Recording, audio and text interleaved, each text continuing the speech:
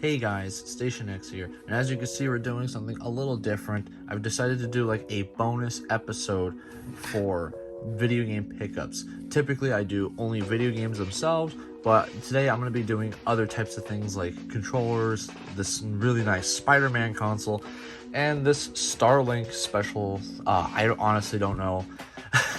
This is kind of honestly new to me because I've never seen this in a store. Until I went into a garage sale and saw it. Without further ado, let's just kind of jump into this. First off, I wanted to start off with talking about this Minecraft controller because this is one of the controllers I was missing, and so I finally was able to get this thing. And of course, you can see that the buttons are stylized in the Minecraft font, which is a very nice touch. I love how the start and select buttons are where the eyes are, which is really funny. Of course, you got the TNT logo on the back of it, and then you got this nice little detail right here, which is pretty cool. They didn't put that in the battery pack, which I really liked. I really like that they did that because it just kind of makes the controller feel more personalized to the creeper.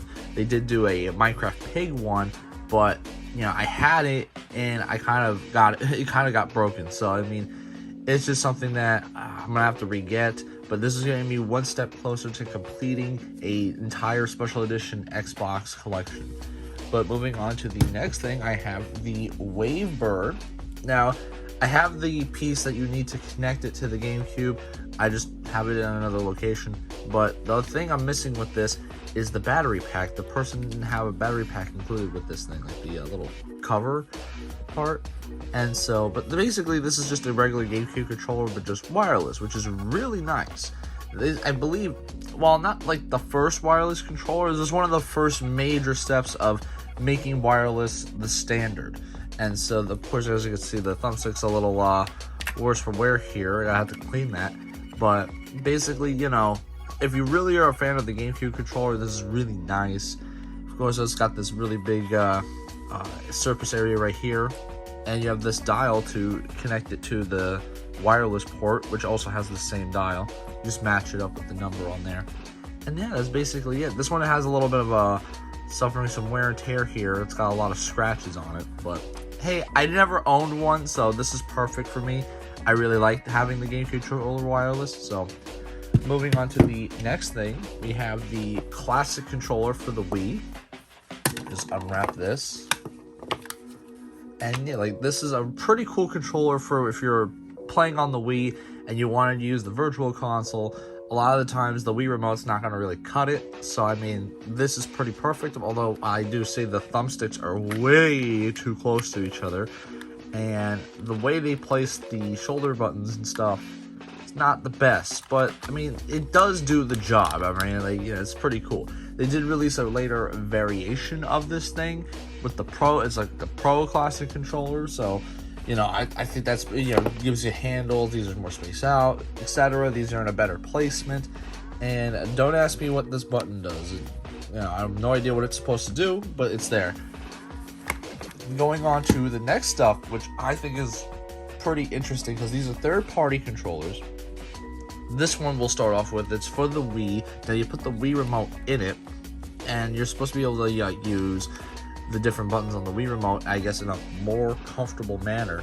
I mean, it does represent a Super Nintendo controller, so I mean, I guess. But these buttons are ew. I don't like how squishy they are. They're very not pleasant to use. And of course, the most outrageous thing on the face of the planet, this thing is actually a console. So it's a plug-and-play console that you just plug in right here. You got the AV cables here, and it's horrendous. The D-pad's very squishy. This is not even a stick, it's just a D-pad on a stick. You can't move it at all. These buttons are really gross feeling, and yeah, this is just not a good console. And I mean, I don't have the plugs for it, which I got this thing for free, but honestly, if I even had the power cable and all that for it, it's just a bunch of knockoff NES games. So I really don't care to get this thing, whatever. Now, one of the major things in here that I'm really excited about is this PS4 Pro Spider-Man edition, right? It's fairly basic. It's just red with a big Spider-Man logo, and you're probably asking, do I have the controller? Now, I don't have the controller because the controller that it did come with the one that's supposed to come with, theirs was broken. And so I obviously didn't care to have a broken controller. Now, I probably could have just fixed it, but the thing is that the controller itself is very bland. Basically, if you've seen the mint green one where it had like the white buttons and stuff, like it's basically that but red, right? Which I'm not a big fan of. But I did get this, custom controller done, and so therefore, I really don't need. I think this is a much better fit with this, and I feel like it, matches better.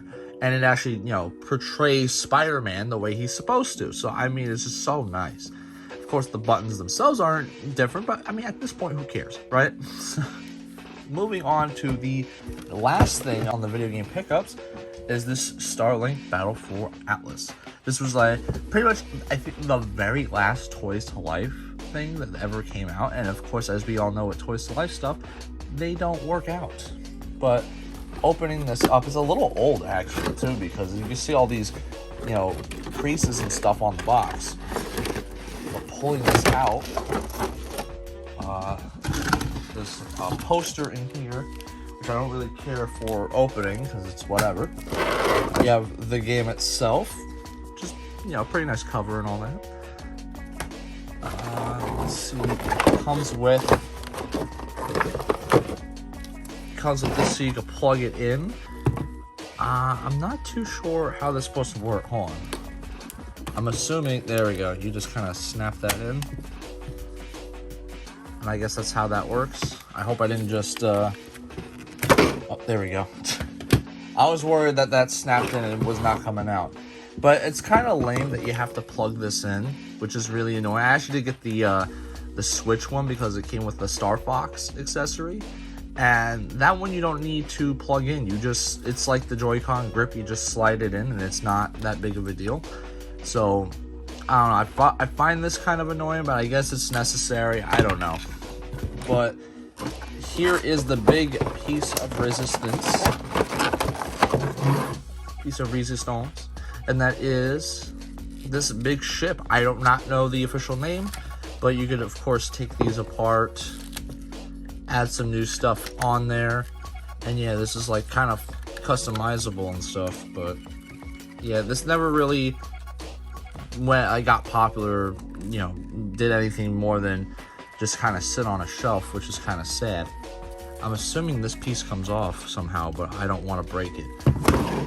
Then you got these little characters that he comes with.